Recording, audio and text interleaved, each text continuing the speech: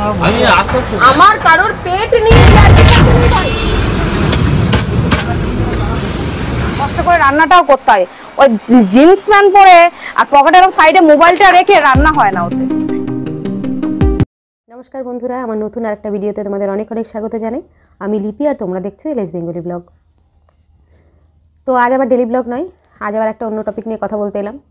মাঝে মাঝে যে এই টপিকগুলো নিয়ে আমি কথা বলি, ভিউ পাওয়ার আশাতে অবশ্যই তো বটেই, যে বেশি লোকের কাছে আমার চ্যানেলটা পৌঁছাক, সেটা তো একটা কারণ বটেই। তার সঙ্গে সঙ্গে এইসব টপিক নিয়ে যখন দেখি ভিডিওগুলো, তখন যে মনে চিন্তাভাবনাটা আসে সেটাই তোমাদের সঙ্গে শেয়ার করি। শুধুমাত্র ভিউ পাওয়ার আশাতে নয়, মানুষের মনে হয় না কিছু একটা দেখলে যে সেই ব্যাপারে নিজের যে মতামতটা থাকে সেটা কারোর সঙ্গে শেয়ার করতে ইচ্ছে করে। তো যেহেতু আমার শেয়ার করার জায়গাটা রয়েছে, একটা চ্যানেল রয়েছে ইউটিউবে, সেই কারণে এখানেই বলি, আমাদের সঙ্গে শেয়ার করি। তো যেটা বলছিলাম, যে ইউটিউবটা যেন এখন হয়েছে একটা কুস্তির আখড়া। সবাই সবার দিকে কাদা ছুটছে, মানে একটা মনে হচ্ছে যুদ্ধের ময়দান। যারা সমালোচক, বিভিন্ন সমালোচকরা রয়েছে, তারা তো একজন আরেকজনকে আক্রমণ করছে, বা কোনো ইউটিউবারকে যেভাবে আক্রমণ করছে, যে ভাষাতে আক্রমণ করছে, সেটা নিয়ে তো আর কিছু বলার অপেক্ষা রাখে না। সেটা নিয়ে একটা ভিডিও করবো আমি। সমালোচনা করা মানে কি বাজে বাজে ভাষার ব্যবহার করা? তো যাক, আজকের বিষয় এটা নয়। আজকের বিষয় হচ্ছে যে নন্দিনী দি আর মিষ্টি, এই নিয়ে কথা বলবো। নন্দিনী দিকে নিয়ে একটা ভিডিও আমি আগেও করেছিলাম, তো সেটা নিয়ে তোমরা অনেকে পজিটিভ রেসপন্স দিয়েছো, যেটা আমার মতামত, সেটা তোমাদের অনেকেরই ভালো লেগেছে। তো সেই ব্যাপারেই আমি কথা বলছি। আজকের টপিকটা অন্যরকম, আজকের বিষয়টা অন্য, নন্দিনী দিকে নিয়েই, অবশ্যই নন্দিনী দি আর মিষ্টি দিকে নিয়ে। জানি আমরা নন্দিনী দির নাম তখন পরিচিত, মিষ্টি আমার কারোর পেট নিয়ে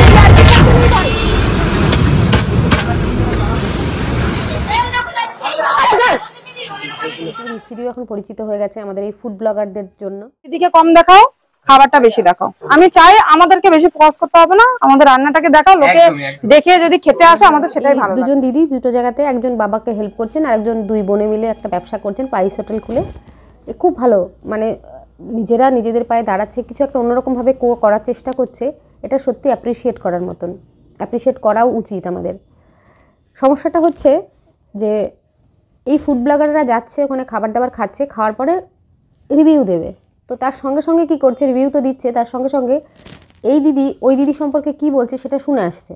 এবার কখনো কখনো, আমি বলছি না সবসময় ফুড ব্লগাররাই করছে, দিদিরা কি কোনো মন্তব্য করছে না? সেটাও করছে। ব্যবসাটা ব্যবসার মতন করি না তো, বাবা মাকেও খাওয়াতে হয় এই খাবার।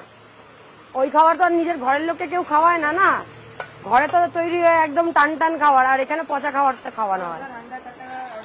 পচা মাছ খাওয়াই আমরা দোকানে, ঘরে নাকি টান টান খাবার হয়। তা আমি একজনকে সে কথাটা বলতে চাই, সে কি ঘরে এসে পাহারা দেয় সবার, যে ঘরে টান টান খাবার রান্না করছে? ফ্যাশন শোতে আসে আর ওই যে একটু সাফ করার নাটক করে, এইটাই তো তার কাজ। শোনো, হাসি মুখে খেতে দিলেই হয় না, কষ্ট করে রান্নাটাও করতে হয়। ওই জিন্স প্যান্ট পরে আর পকেটের সাইডে মোবাইলটা রেখে রান্না হয় না ওতে। যেটা আমার মনে হচ্ছে, যেটা আমার মতামত, সেটা বলবো যে সেটাও কিন্তু ঠিক জিনিস নয়। যে দুজন দু জায়গায় করে খাচ্ছ, দুজন দুজনকে প্রশংসা করা উচিত, অ্যাপ্রিসিয়েট করা উচিত, যে হ্যাঁ ওর মতন করে খাচ্ছে, হ্যাঁ ওরটাও ঠিক আছে, সঠিক আছে। নেগেটিভ কমেন্টগুলো না করা। আর নেগেটিভ কমেন্ট করলেই লোকজন কথা বলার জায়গাটা পেয়ে যাচ্ছে, সুযোগ পাচ্ছে। এতে কি হচ্ছে, দিদিরা ভাইরাল হচ্ছে, অবশ্যই দিদিদের আরও পাবলিসিটি হচ্ছে। কিন্তু ওই যে ওই কথাটা, যে বাঙালিরা একজন আরেকজনের ভালো দেখতে পারে না, এই কথাটা যেন বেশি বেশি করে প্রমাণিত হয়ে যাচ্ছে। একজন কেউ ভালো উঠছে, তাকে টেনে নামানোর চেষ্টা, তার সম্পর্কে বাজে কথা বলে। এবং এর পেছনে কিন্তু ওই আমাদের মতো কিছু ইউটিউবারই দায়ী। আমি সব ইউটিউবারের কথা বলছি না, কিন্তু কিছু ইউটিউবার আছে। কারণ ওই দিদিরা তো একটা করে চ্যানেল খুলে তারা তো বলছে না, বা আলাদা করে এসে এই দোকানে এসে বলে যাচ্ছে না তুমি এই, বা এই দোকানে এসে বলে যাচ্ছে না। এই ইউটিউবাররা কি করছে, যাচ্ছে গিয়ে ওই দিদির কাছ থেকে, অমুক ওই দিদি এই কথা বললো, বলে সেটা শুনে নিয়ে আবার ওই দিদিকে বলছে, ওই দিদির কাছ থেকে শুনে নিয়ে আবার এখানে বলছে, দিয়ে দুজনের মধ্যে একটা মানে ডিজিটাল ঝগড়া বাঁধিয়ে দিচ্ছে। বলেছো যে সেই মিষ্টি দিদি চাঁদপাড়ার পচা মাছ খাওয়াচ্ছে, এটা কি তুমি নিজের মুখে কখনো বলেছো? কবে বলেছি দেখাও। আমি কলকাতা শহরে থাকি, আর চাঁদপাড়াটা কোথায়, কোন ডিস্ট্রিক্টে আমি ঠিক জানি না। তো চাঁদপাড়াটা আই গেস কোনো অনেক একটু মানে গ্রাম সাইড। মন্তব্য, পাগল মানুষ কি বলবে বলো তো? সুস্থ দেমাকের মানুষ এরকম ধরনের কথা বলতে, কোনো জায়গাকে ছোট করা ঠিক না। হ্যাঁ, মাছ নিয়ে যেহেতু মানুষকে বলেছে, আমাদের নাম ধরে বলেনি, কিন্তু বলেছে জিনিসটা, এইটাই তো মানুষের আমার খারাপ লেগেছে। দিয়ে সেটাতে দিদিদের জনপ্রিয়তার সঙ্গে সঙ্গে যারা তৈরি করছে ভিডিও, তাদেরও একটা ভিউ হয়ে যাচ্ছে। কিন্তু একটা ঝগড়া গন্ডগোল এটা কিন্তু নেগেটিভিটিই ছড়ায়। আর কিছু হওয়ার উপায়, এখন তো সবাই ভাইরাল হতেই চায়, সবাই ধরে নেবে যে এটাই ভাইরাল হওয়ার উপায়। কিছু একটা করো, আমার যারা মানে কি বলবো একই ফিল্ডে রয়েছে তাদের সম্পর্কে দুটো বাজে কথা বলো, সেই ভিডিওটা সোশ্যাল মিডিয়াতে ছেড়ে দাও, তাহলে আমি ভাইরাল হয়ে যাবো। কিন্তু এটা পদ্ধতি নয়। এই যে আমরা ইউটিউবে সবাই এসছি, অনেকেই আছে, এবার প্রত্যেকে যদি প্রত্যেকের নামে বাজে কথা বলতে শুরু করে দিই যে ও এরকম ভিডিও করে, বাজে করে, হ্যাঁ যারা বাজে কন্টেন্ট করছে, যাদের কন্টেন্টটা সঠিক নয় সেটা নিয়ে আমরা কথা বলতেই পারি, কিন্তু যারা ঠিকঠাক কন্টেন্ট করছে তাদেরকে নিয়ে একজন আরেকজনকে টেনে নামানোর চেষ্টা করার দরকার নেই। আমি যেটা এই ভিডিওর মাধ্যমে আমি বোঝাতে চাচ্ছি যে শুধু এই দুজন দিদিকে দিয়ে যেটা আমি বলতে চাইছি যে যেখানে কাজ করছে সঠিক পথে, অবশ্যই সঠিকভাবে যে কাজ করছে তাদের প্রত্যেককে আমরা অ্যাপ্রিসিয়েট করি, তাদেরকে আরও এগিয়ে যেতে সাহায্য করি, তাদেরকে আরও উৎসাহ দিই। সেটা না করে আমরা এটা করাটা উচিত হবে না, একজন একজনকে টেনে নামানো, টেনে ধরা।